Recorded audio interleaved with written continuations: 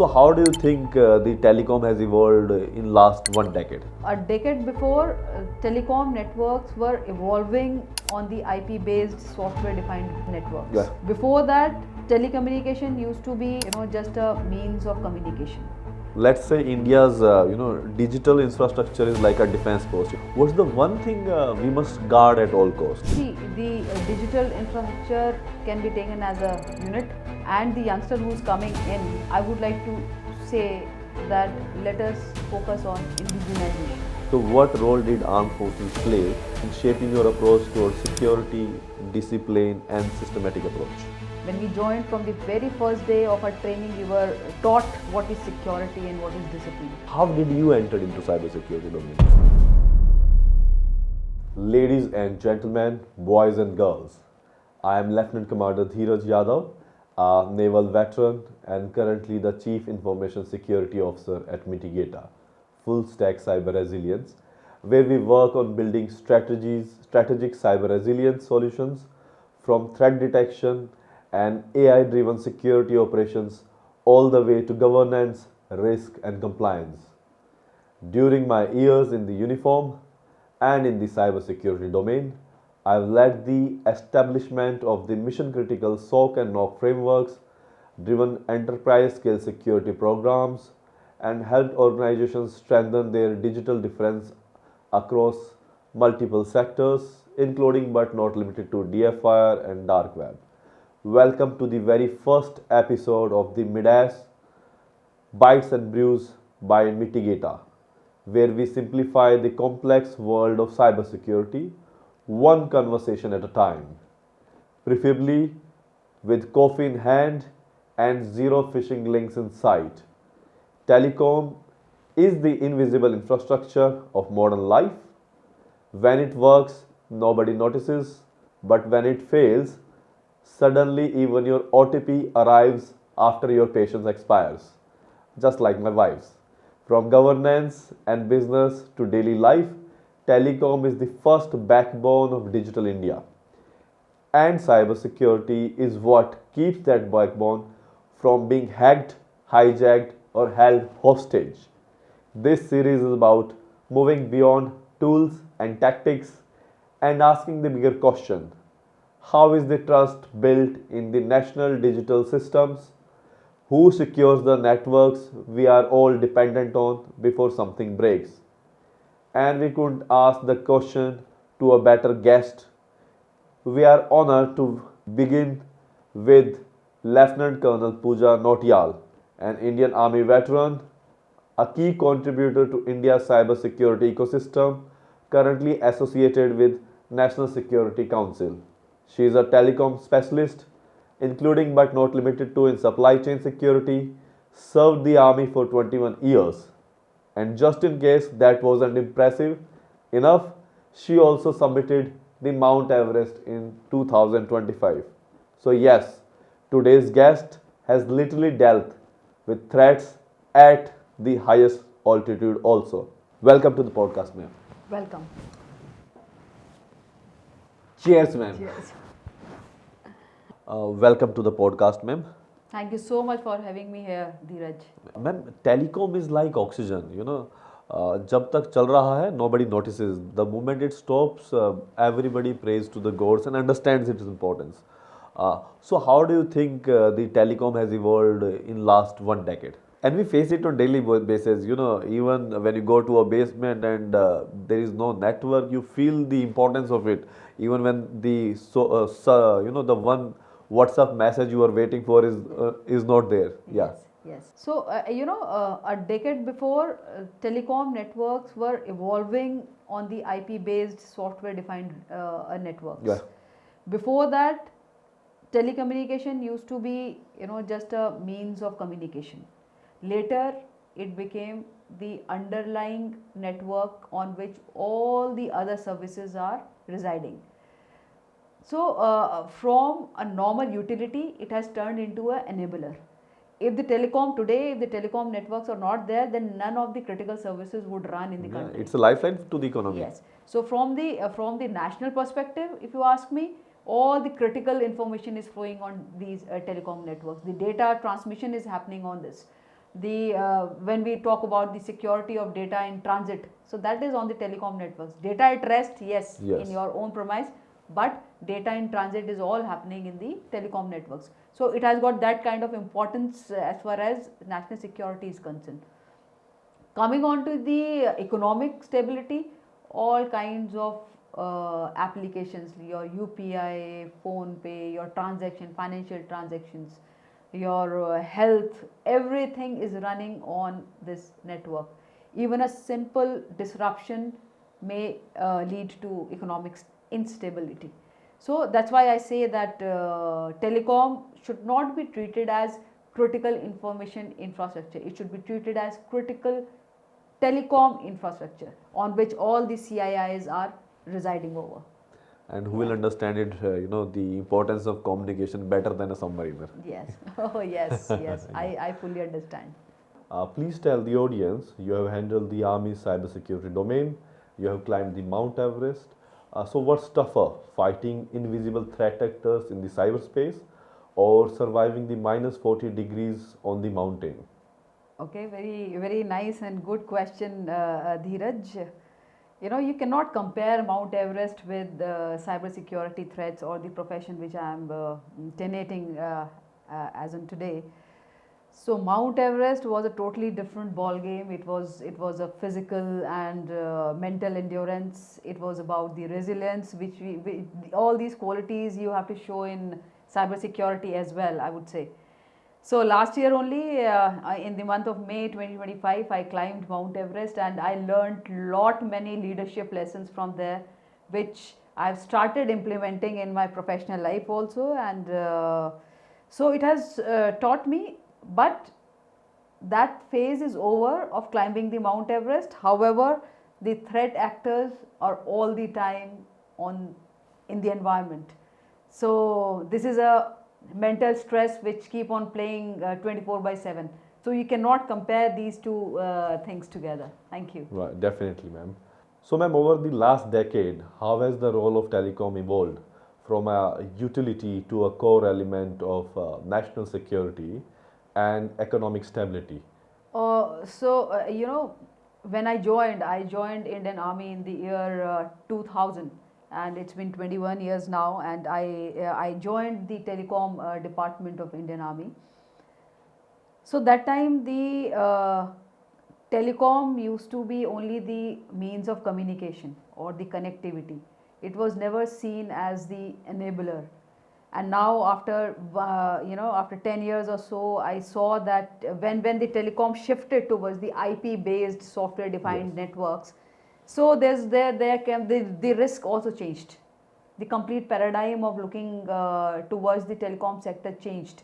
And now telecom can be taken as the underlying networks for all the critical information which flows over it, be it health sector or the finance or transport, the critical information of the national level.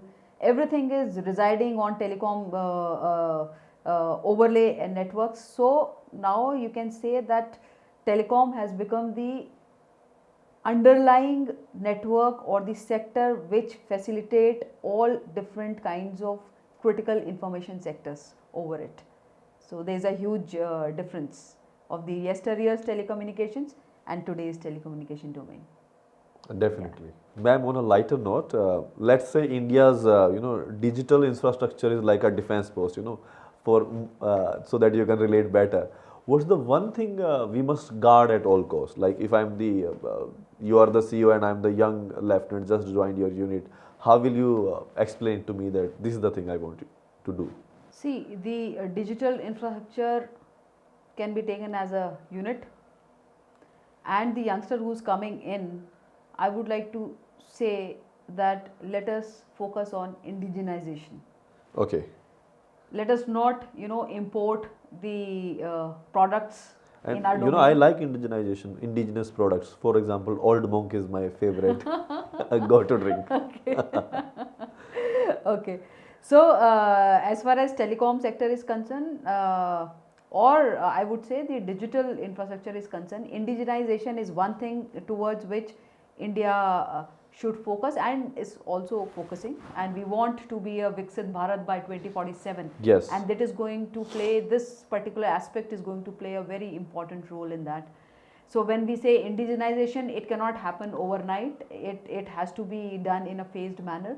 So let us start from the product manufacturing to start with, and later on we can come on to the PCB fabrication, then come on to the component level manufacturing.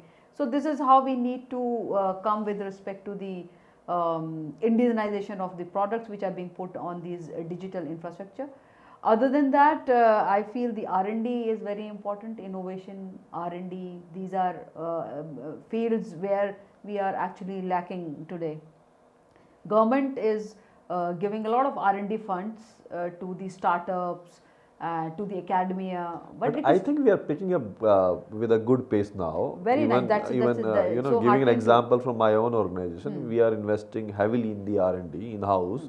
And for example, we have made our own, our platform like AI Govt is one such example. Our AI SOC tool or our consent manager, which has been developed in-house by our own team.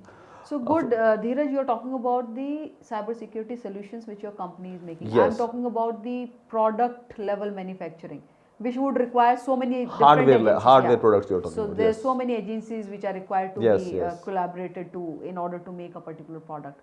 So that is required to be done. Then data sovereignty is very important. I was just talking about the intent, Yeah, intent. Yes, matters. Intent has to be there. Without intent, you cannot do anything. And the intent has and the tone has already been set by the government that we have to go indigenous in this field, at least in the field of telecommunication, ICT, I would say. Okay. In the field of ICT. So this is what I feel is one principle which we should hold as Indians, and to become Viksit Bharat by 2047. Definitely, that should be our target, and even we are trying to contribute in the same journey for our countries in the right direction. Yes. Okay. So, ma'am, cybersecurity wasn't always a mainstream domain. If I talk about myself, I was writing my malware codes in 2004. All thanks to my grandfather, who bought me a PC. He just asked me, what will it take you to pass, the 8th standard? And I said, I'll get Dadaji ek PC will take it. And that is how I entered into it. But that was not that mainframe domain then. So how did you enter into cybersecurity domain, ma'am? So Dheeraj, what happened when I joined in the army? I joined the telecom sector, and throughout I have worked in the telecommunications only. But when we are talking about the telecommunications, it's about the triple play kind of a thing, like your voice, data, and everything is residing on these networks. So what I feel that cybersecurity is inseparable from telecom networks. So whenever you are supposed to design a telecom network, you are supposed to design keeping the cybersecurity in view, and you have to embed the cybersecurity into the telecom domain. Then only it will be able to survive. And as I told you that it is the enabler for rest of the services, finance, health, transport. So if you don't include the cybersecurity into your telecom networks, it will not be secure, and security is the paramount is of paramount importance. Yeah, definitely, ma'am. Adding on to that, I still remember on a lighter note, when we had that long way back 2004, there used to be a BSNL, landline connection at our home, and I used to connect it to my PC, a dial-up network to get the internet connection. And my mother. I also still remember that modem sound. Yeah, exactly. That was my. That is actually my SMS tone now. Yeah, okay. And my mother used to say, "Okay, we have a hacker at home who's bringing our, what is that? The bill of the telecommunication up." Yeah. And my father always used to say, "Okay, go ahead, but don't be a hacker, a bad man in future." That was the term he used. Yeah. So how do you see, how have the threat actors evolved in due course of the time, and how is the telecom department, as in your experience, the threat actor, like there was no cryptocurrency in those times, so highly unlikely that threat actors will financially benefit out of it.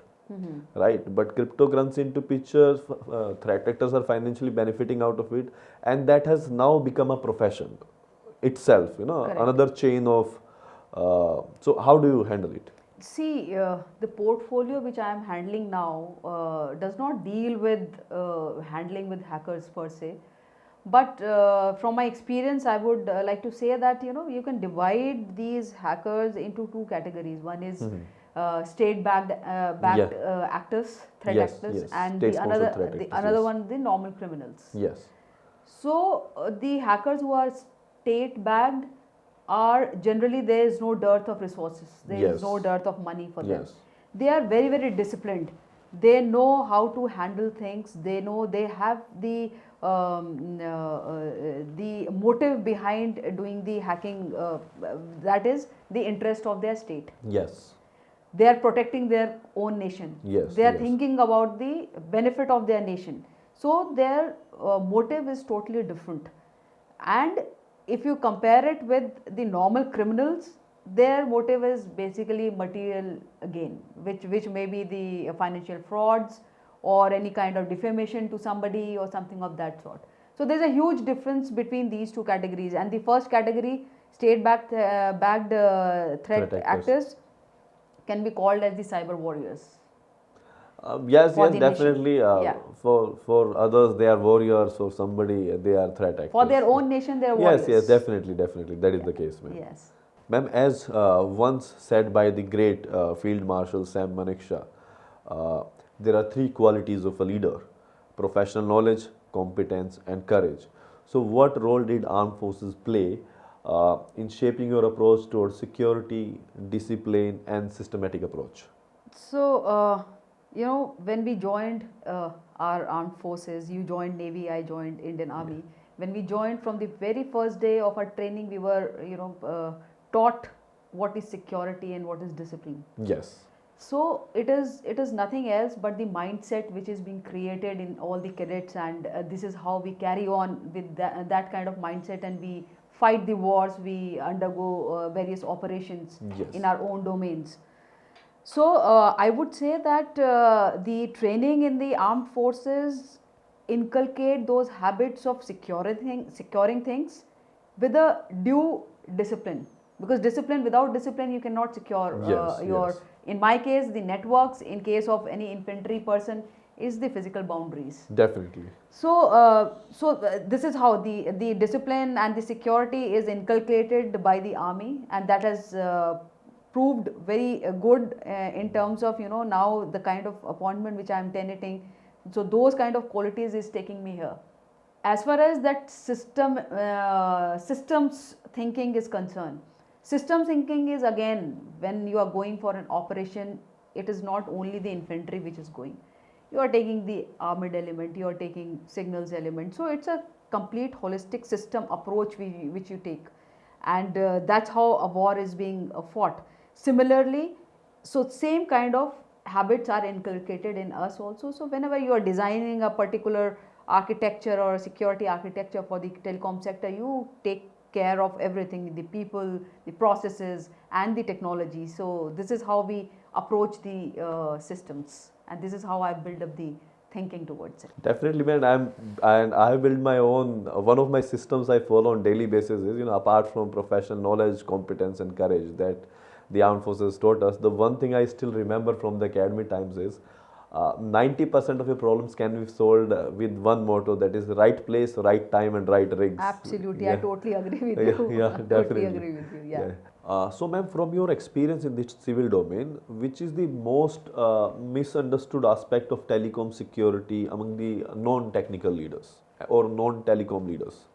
What I feel is, the leaders who are not technical, they feel that if you have given the end-to-end security, Okay. your systems are secured, without realizing that end-to-end security is the network security which you have provided. Definitely. However, what about the devices? The device security lies with the end user who's using it. And if something wrong happens with that device, or some malware is already residing on Yes. that device, then end-to-end security is not going to solve the purpose. So that is point one. Then Second point, what I feel that they take telecom as a standalone sector. Okay. Telecom is not a standalone sector. Telecom is a sector on which all the other sectors are residing. So the telecom security should be taken with due diligence and should be taken seriously. And the infrastructure, the telecom infrastructure should be such that it should facilitate all the other sectors to grow over that. So this is another thing which I feel that technical people, non-technical people have the misnomer. And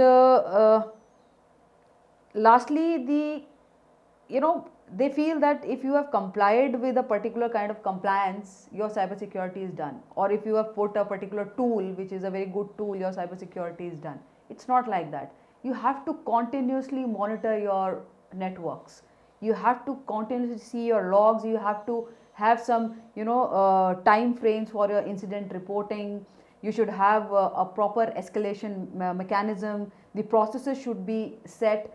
So these things should be taken care of by the leadership and the people who are actually sitting at the top management to take care of the security posture of any kind of organization. Great, ma'am. But I explain it in a little different manner to non-technical manners. So non-technical leaders that cybersecurity. If I talk about cybersecurity, I mostly talk about risk with them, and I tell them there are three elements of a risk. If what you have to take care of it. First is the identify the risk where the governance helps you out. Correct. For example, DPDP, ISO 27001, Correct. or regulatory guidelines or standards, which helps you to identify the risk, where you stand, where you must have been. Then comes the security part of it, where you have to implement the solutions, you have to buy the products, or you have to, for example, carrying out VAPT or red teaming to carry out your own assessment. What a threat actor would have been doing, or getting the data from, like we have developed our own dark web monitoring tool from scratch, where we get a lot of data from dark web, which helps us out to find the sometimes 0 days lateral movement beings. So this is a correct, the mix of policy and the technology and the HR. And the HR. So these three things becomes the mainstay for any kind of security posture of an organization. Definitely, ma'am. And I'll compare HR with the cyber insurance, because when everything goes wrong, cyber insurance will help you out. Yes, correct. Yes. Yeah. So as I'll just put it in 3 lines then. Governance to identify the risk, security to mitigate the risk, and your HR and my cyber insurance to transfer the risk. Absolutely. Yes. Ma'am, what do you think? Why are the telecom networks the attractive targets in geopolitical cyber strategies? For example, including the recent, not related to telecom, but definitely a part, it fall into part of that, when the recent power outrage happened in Spain and Portugal by the threat actor Darkstorm. In such cases, yes. Okay, so telecom becomes the becomes a lucrative target for all the threat actors for the simple reason, because all the the entire information of the nation flows over telecom networks. So when the entire information is flowing over it becomes very, very lucrative for the straight threat actors to reside or sit on these networks and understand the strategic information which is flowing. They can take out the complete strategy of the nation if they can sit on these telecom networks. And that's how these people are playing also. They are not interested in short term gains. They are interested in long term gains. Long term gains can only be, and the telecom networks are very complex. It is difficult. Including the submarine cables. Yeah, including the submarine cables. So they are so complex that if a threat actor is sitting at one side of the network, the other side will not even come to know. And if the threat actor is sitting there and taking the complete information, and so I would like to say that telecom network should be treated as the communication telecom infrastructure rather than critical information infrastructure. So we can say that telecom infrastructure is the underlying, and over it all the CIIs are sitting. Yes, yes. Yeah. So that is why it is a very, that is why it is the most lucrative target for anybody Definitely. to get into. And adding on to that, not everyone knows, I'll not be going into much into details, but the largest intranet belongs to the armed forces. Yes. Yes, yes. Army One network, we say it. Yeah, and we call it something else, ma'am. I'll not be naming it publicly. Okay, Yes, okay, yes. all right, okay. Ma'am, as per your experience, every company has got, or we plan, like as a CISO of my previous company, I prepared for a 5-year roadmap, but I had both the, short-term and long-term targets. So how is the company, or should country, as India, we should prepare both for long-term and, short-term targets for our cybersecurity preparedness or readiness? Okay, it's a very valid question, and when we talk of cyber security at the national level, whole of the nation approach is very important. All the entities, be it private entity, public entity, or the government, everyone has to hold each other's hand in order to make the cyber security posture of the country robust. So, in terms of that, public-private partnership is very important, including academia. Yes. The R&D, the standards, the formulation of standard frameworks, and then testing facilities, certification. So these are the places where we actually need to work, and here we want India to not only cater for their own native cybersecurity concerns, also become a global power. Yes. In this direction. Yes. And we have got a lot of talent here residing. Almost, I think, 60 to 70% young generation is engineers. Yes. So these engineers should be leveraged in this direction, and so capacity building is again a very important aspect in terms of building up your national security posture. In addition, the strategies which are floating, the policies, the guidelines promulgated by the government should be adhered to and should be implemented in the organizations in letter and spirit. Yes. So that will really give a very forward-looking approach to the organizations towards the nation building. And other than that, lastly, the budget allocation is very important for cybersecurity. And I've heard that in most of the corporate firms and all, cybersecurity is always kept aside. Definitely, but that is changing slowly and gradually. That is changing now. Kudos to all the CISOs who are taking that kind of initiative and are being able to convince the top management that cybersecurity is very important. And I feel that 15% of the budget of a particular company should always go in the R&D in the field of cybersecurity. So this is how we can build a robust cyber secure nation. Definitely, I mean, all thanks to our regulators also, because they are also, with the help of all the guidelines, Yes. all the master directions, that also is an enabler to the CISOs and DPOs. Yeah. That enables them to picture or project it to the higher management. How important is it from the governance side, from the security side, both the sides is very, very important. Yeah. Yes. And as of now, we have very capable CISOs in the industries who are reading all the domains, who are whose professional aspect from security side, from the governance side, even they are learning and understanding the insurance side of it, and now they're able to make the higher management understand the importance of it, and that is how it is coming up. So Yes. the correct intent of the top management is very important. If their Yes. intent is there towards the cybersecurity, then definitely the organization will going to have a good cybersecurity posture. Very, very important. And addition to that, all thanks to threat actors also. Yes. Yes. You are right. They as it is said, because we have got a very, very strong army, because we have very good neighbors on both the sides. As of today, both the sides. Yeah. That is why we have very strong army, as we are practicing on day-to-day basis. Very strong navy, very strong air force. Yes. Same way, we have strong cybersecurity experts in India, because as we are a growing economy and the fourth largest economy in the world as of today, so that means the quantity of the number of attacks happening on Indian sectors or Indian companies on day-to-day basis, it is increasing. And that is how the attacks, that is how to defend it. We have the better cyber professionals who are practicing it on day-to-day basis.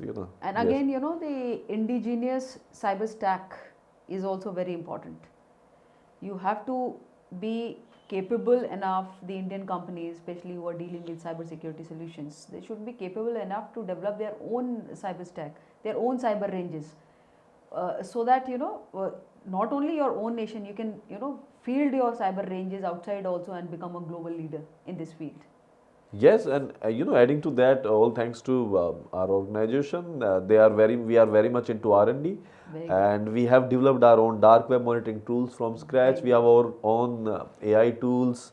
We have our own AI SOC, for example.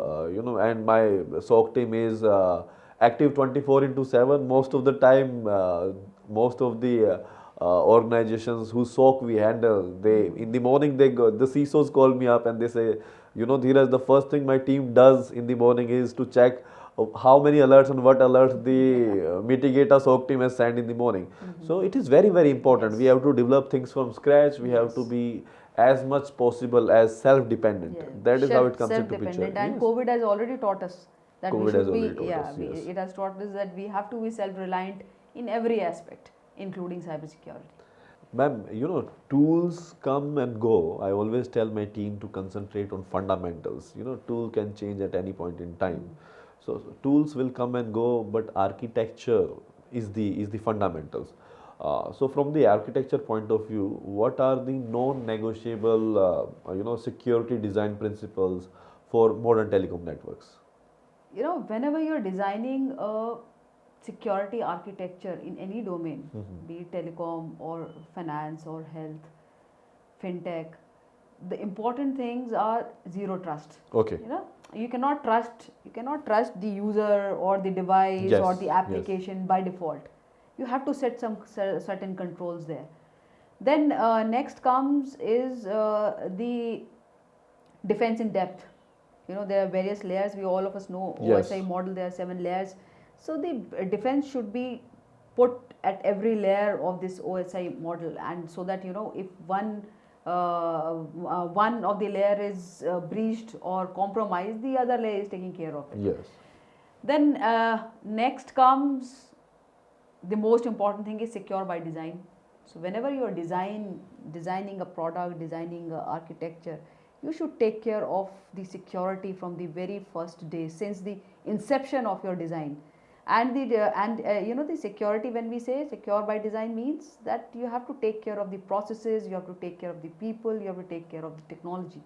So these are the basic things which should be taken care of, and these are non-negotiable in today's scenario, and these should form part of your telecom networks. Yes. And honestly, ma'am, cyber is like submarine operations. You don't plan if water will enter. You plan it when it will enter, and how will I take actions to prevent against it. So how should organizations think about cyber resilience versus prevention in cyber space? So the way you gave me the example of prevention in the submarines, I would say prevention is generally it reduces the attack surface. Yes. So it is also a very important part of any cybersecurity posture. However, resilience is when your systems are under attack, how beautifully you are coming out of it, how quickly you are coming out of it, and how in what manner you are continuing with the business continuity. So resilience teaches you the trust in the systems. It brings in the economic stability. It brings in the continuity of services. However, the prevention reduces your attack surface. So both the things are very important for any kind of security architecture. This is what I feel. Definitely, and you will have to start with defining your crown jewels and prioritizing those, and then taking things ahead. Yes. So this is I will relate this thing to my Mount Everest expedition. So resilience is not when you are in the death zone at Camp 4, you're sitting there and you have to go up and come back. Resilience is the thing which will take you up, because at minus 40, minus 60 degree temperatures, and the winds blowing at a speed of 150 kilometers per hour, and there is no oxygen at that level.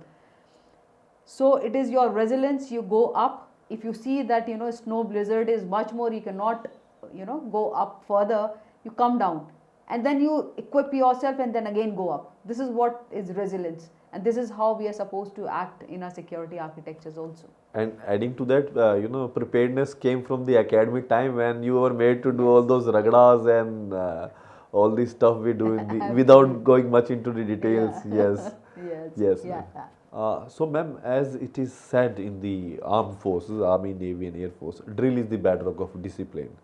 So what do you think, what is the biggest bottleneck in the capability building or capacity building in the cybersecurity domain in the current scenario? So I think as per the statistics, still we have 60% vacancies left in various organizations.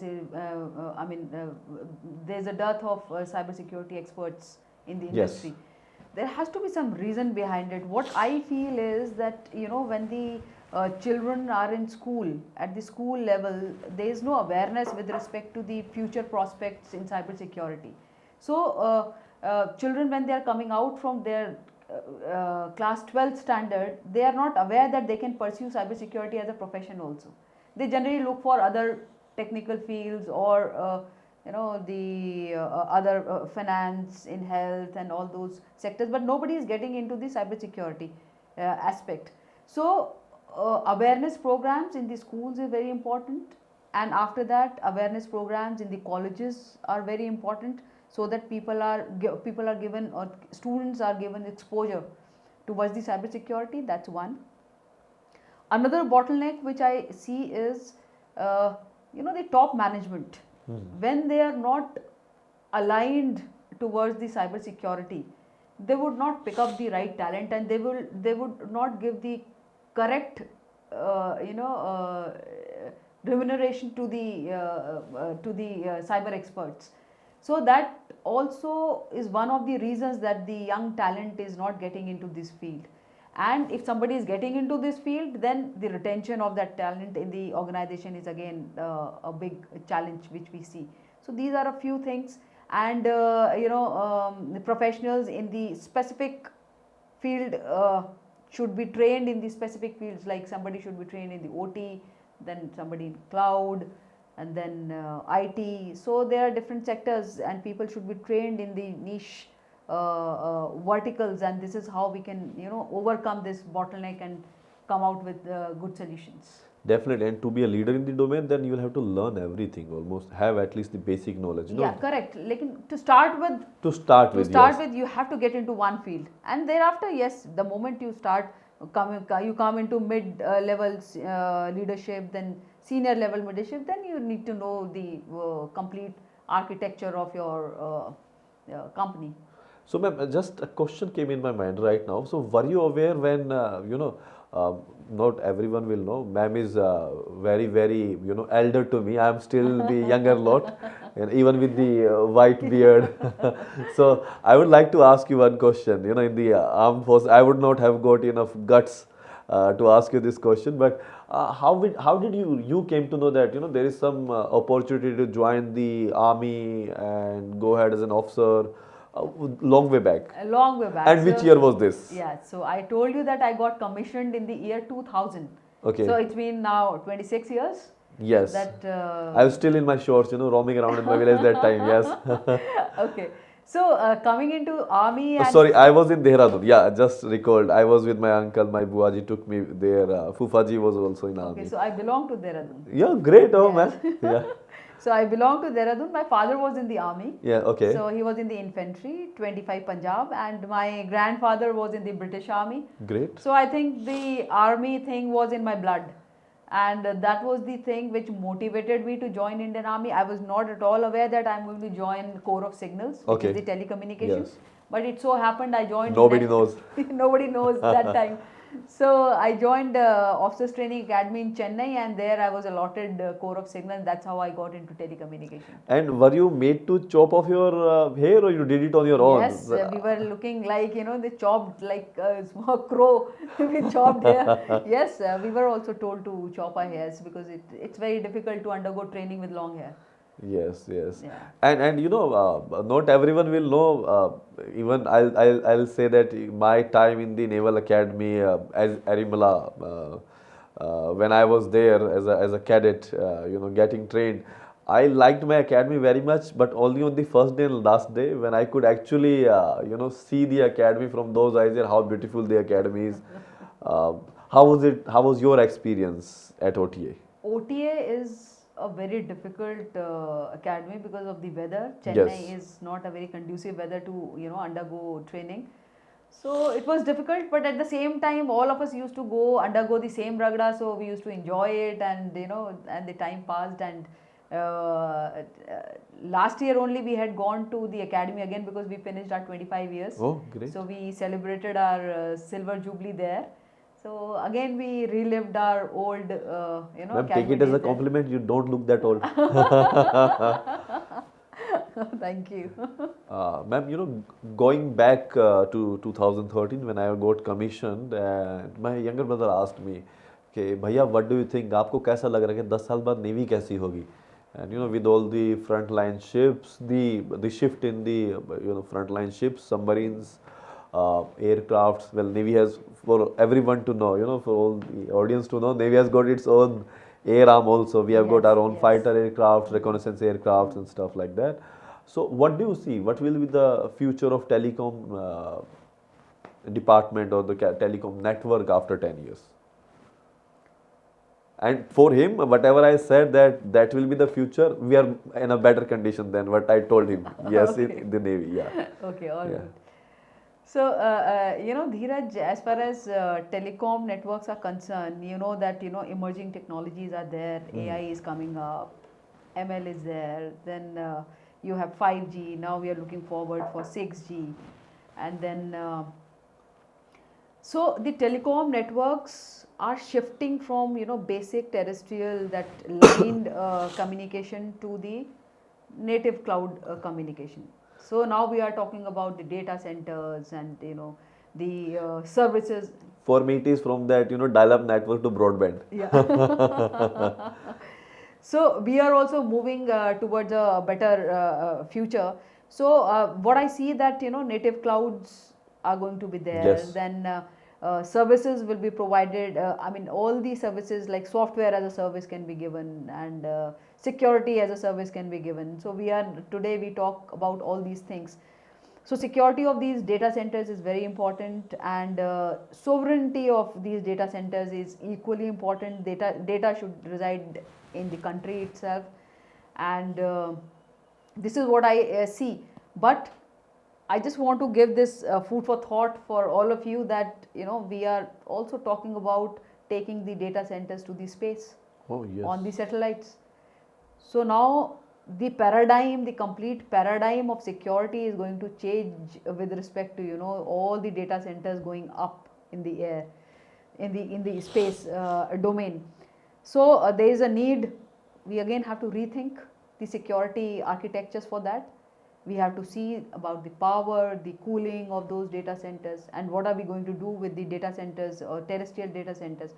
Will those terrestrial data centers are going to be the redundancy, whether they are going to provide the redundancy, or we will totally scrap it. So there's a lot of questions which keep on coming to our mind, but what I feel is, the tomorrow is going to be a better technology and better architecture, what we even visualize today.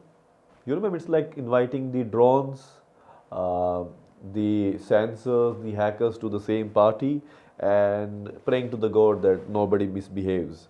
So how do you see telecom ecosystem preparing for the convergence of IoT, AI, and all the other critical infrastructure and technology we are planning to bring on board? So what I would say here is, the convergence of 5G, then IoT, then M2M devices we Yes. talk, and coming of 5G, 6G technologies.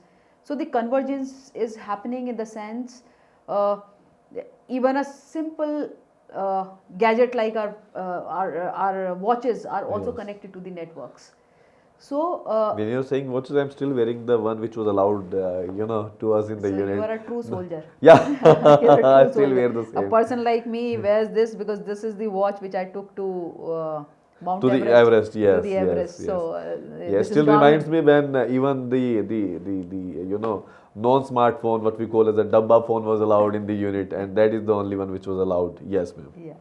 So when all these technologies are converging and we are making a ecosystem of all the technologies converged together, there is a need to secure the complete device ecosystem. So when we talk about the complete device ecosystem, it means that we need to specify the security requirements for these different technologies like IoT or Okay. M2M devices.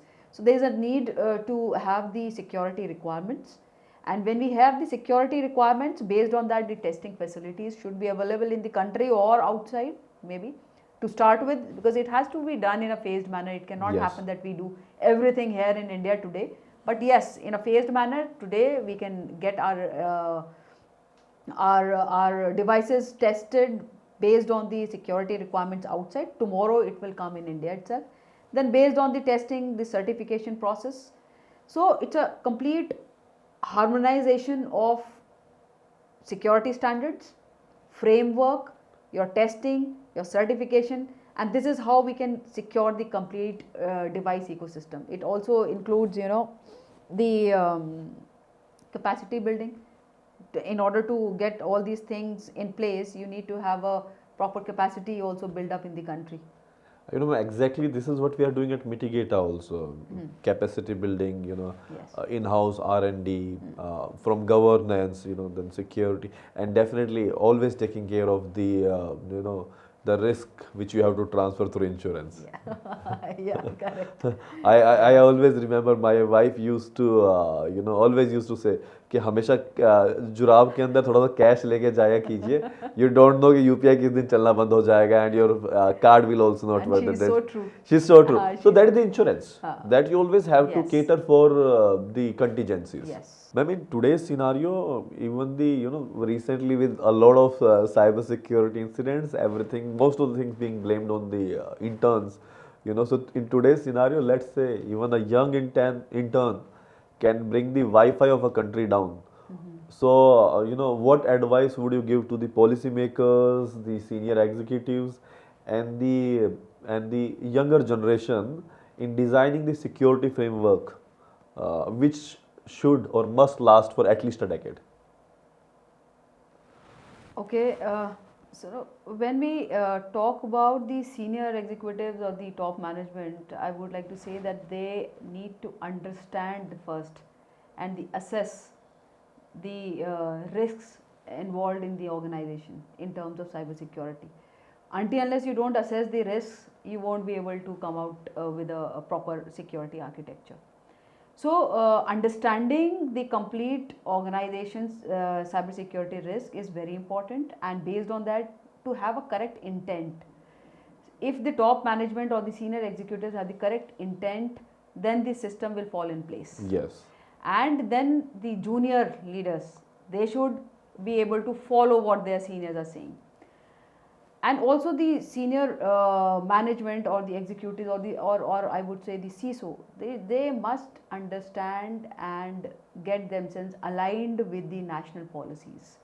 Maybe the Cyber Security Act, it has not come, IT Act, then Cyber Security Policy which has been promulgated by METI. Yes. Then various guidelines, strategies, and frameworks by the different regulators. One has to understand, the CISO has to understand all these things, and based on that, what is applicable to your organization, please make your plan as per that. Exactly. And once you make the plan, then the role of young professionals come. When the senior executives are making that plan, the young professional should keep on upskilling themselves. They should keep on evolving themselves as per the technology framework. Technology is evolving by the day. So the threats are also evolving by the day. So you also have to evolve. Yes. Your security architecture should be made in a way that it adapts with the new technology and it adapts with the new threat. So if you want your architecture to sustain for another 10 years or 15 years, you have to make your architecture very, very flexible and adaptable, and it has to be very resilient also. So for the young professional, I would say that they should stick to the ethics. They should know the fundamentals of cybersecurity. They should be disciplined. They should know the importance of security and inculcate these habits within yourself. Then only you will become a better professional and an ethical hacker, I would say, and ethical cybersecurity professional. Yes. Keep on upskilling yourself on a day-to-day basis. Definitely, CISO should concentrate on making the strategies, and the youngsters should be given the task to execute on ground. Absolutely. Like in the armed forces, CEO Saabs makes the strategies. The younger lot, like when I was there as a younger lot, we were there to execute on ground. Yes. Ma'am. So I said, policy and the technology, they go hand in hand. They have to work together. If they are not aligned with each other, you cannot have a robust security architecture in place. As we close today, one thing is pretty clear. Cybersecurity is like the armed forces. You don't wait for the attack, you prepare before even the enemy thinks of it. So, Lieutenant Colonel Pooja Nautiyal, thank you very much, ma'am, for reminding us security is the discipline, not just software updates. This was MIDAS Bytes and Brews, where the only thing we allow to breach is a good coffee. Jai Hind, see you in the next episode.